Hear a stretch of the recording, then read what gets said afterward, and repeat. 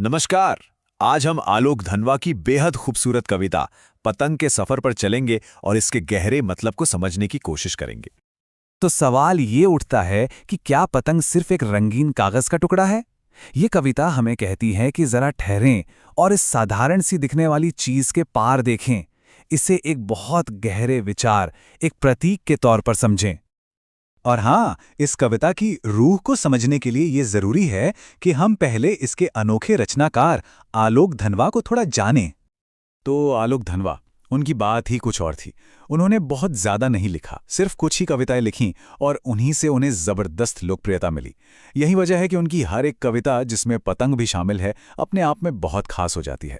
सोचिए, 1972 में लिखना शुरू किया और उनका एकमात्र कविता संग्रह आया 1998 में, जिसका नाम था दुनिया रोज बनती है। दिलचस्प बात यह है कि कविता की शुरुआत सीधे पतंग से नहीं होती। नहीं, ये शुरू होती है उस बदलते हुए मौसम से, जो पतंगबाजी के लिए एक पूरा माहौल तैयार करता है। भादों का महीना, जो भारी बारिश और उमस भरे अंधेरे के लिए जाना जाता है, वो अब जा चुका है। मानो एक नया साफ आसमान तैयार हो रहा है, एक नई शुरुआत के लिए।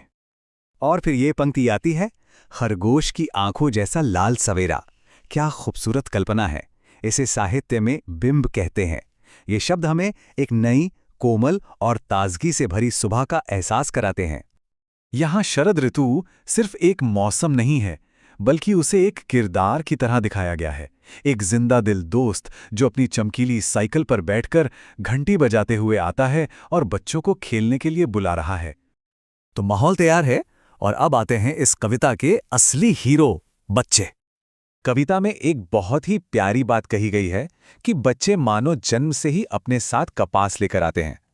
ये कपास असल में प्रतीक है उनके हल्केपन का, उनकी कोमलता का और उनके लचीलेपन का। यही बताता है कि वो इतने निडर और सहज कैसे होते हैं। और बच्चों की ये जो ऊर्जा है ना, वो कमाल की है।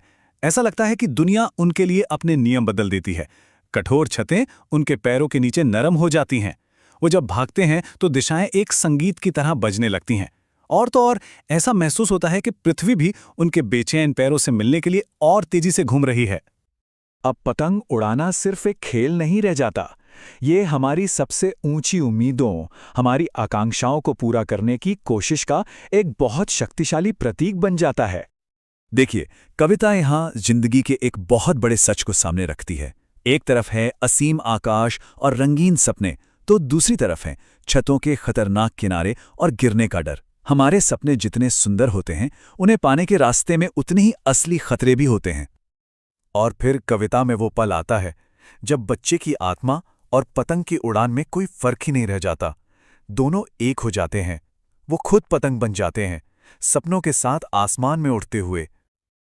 लेकिन क्या होता है जब वो नाजुक सा धागा टूट जाता है, जब सपना जमीन पर आ गिरता है? यहीं पर इस कविता का सबसे शक्तिशाली, सबसे जरूरी संदेश छिपा है कि गिरने से डर पैदा नहीं होता, बल्कि गिरने के बाद बच जाना आपको और भी ज्यादा साहसी बना देता है। खतरे का सामना करना और उससे उबर जाना बच्चों को तोड़ता नहीं है, बल्कि ये उन्हें और भी मजबूत और भी निडर बना देता है, ताकि वो अगली चुनौती का सामना और हिम्मत से कर सकें।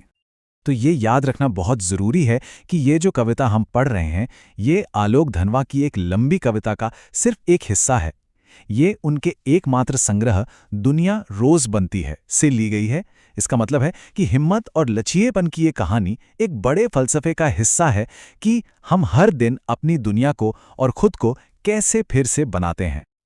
और अंत में कविता हमें इसी एक सवाल के साथ छोड़ जाती है कि हमारी अपनी पतंगें कौन सी हैं, हम किन ऊंचाइयों को छूना चाहते हैं और क्या हम उन ऊंचाइयों के लिए जोखिम उठाने को तैयार हैं।